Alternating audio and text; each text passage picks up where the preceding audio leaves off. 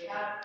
流畅。好，那么当然我们今天晚上学习，也感谢李老师对第23分经济形态分讲的这么的淋漓尽致，非常的清楚。但是或许一个众生的智慧没有办法去完全的一个理解，因为这个《金刚经》真的是非常深奥的一个经义。那么在这一个我们学的这个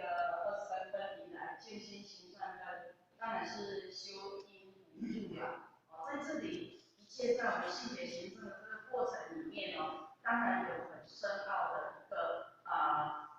这个真谛在里面那么今天或许学习这一分的心得，或许做一个报告。当然我们在上次上课有讲到这个平等离体，那么这个平等离体就是本质具足的一个智慧，每个人都有的。那么我们今天为什么还要再透过细节行政的这个过程，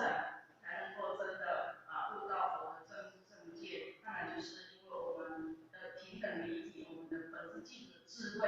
被无明被我们的习性，被我们的物欲所蒙蔽了，所以我们今天才要真的再透过细节行政修持这个过程，记其本无，还要悟其本有。这个修持的这个功夫，所以在这里或许的体会就是说，佛留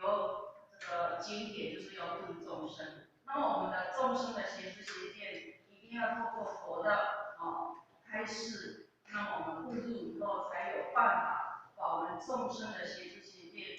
转世成智慧、正知正见，这是我们要修正的一个这个功夫跟方法。那么在这一段里面他说，在我们今天学习的这个以无我无人无众生无寿者，修一切善法。那么修一切善法，那刚才跟我们李老师所跟我们开始就是说要修六度万行。即使或许一个深深的感受，我们今天观道的白人弟子，大部分修的就是六度万行法，因为我们不是自觉而已，不是不善其身而已，我们要去度人，要去成全道亲万国九州。真的像我们的弘源师，他负责了泰国，负责了我们中国大陆的一个道路或许也常常跟随他一起出门真的是去到国外开荒是非常辛苦的不管是坐飞机也好，从台湾要坐到泰国就要3个半小时，一定要用到1天的时间。从早上出门坐高铁去那边转飞机，要1、2个小时之前就要到机场。那再坐在飞机上3个半小时，各位今天也可以去体会那种感受是非常辛苦的那么到了机场有很多的人，你怎么去排队，怎么去过关？拿了东西过去要经过检验，很多很多的为难。那么到了泰国以后，从曼谷到清迈要坐13个小时的车子，这些的众生劳动的这个辛苦，或许深深感受到真的是在修一切善法。那么在修一切善法的这个因缘之下，我们去到那边不是说去看看道经就好，还要用绞尽脑汁的，用你的智慧去开示道义，来成全那边的道亲，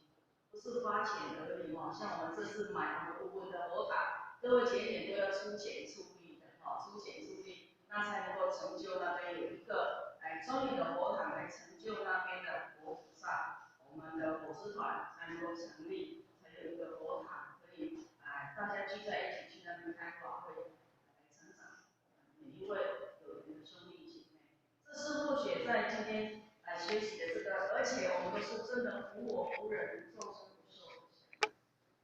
有的浅显，因为或许是会计有的浅显拿了他真的平常省吃俭用的他的财施给后学的时候，他会说不要讲布施多少钱真的这个就是说我们今天学习的无人众生寿下无我相的一个显露，这是后学一个深深的感受。那么当然也或许在这一段学习的过程里面，因为我的点燃师他的佛理真的像到青岛去青岛的有缘的兄弟姐妹，他们大部分读诵过《金刚经》，但是他们没有办法了解《金刚经》的这个经义所以他们点燃师去成全他们的时候，他们听了以后都五体投地来礼拜我们点燃师，这是确实都学看在眼里，所以我们也是能够今天从第1分背到32分倒背都有他背的地方的大的功夫或许跟各位学员分享，或许跟他去泉州，或许在厨房煮菜，或许都奇怪的是怎么在那边走来走去，那怎么会不坐在喝茶休息做？原来他是在背诵《金刚经》，所以说他也下了很多的功夫。那在这里，或许都会觉得说，我们学一部经典，一定要学我们点燃师发长心一定要发长心，你一定要有一个非常坚毅的一个发心以后，那坚持到底，有始有终，你才能够真的学习到一部经典的那个深解义趣、义理规矩的精髓。这是后学网上学习的心得，感谢点燃师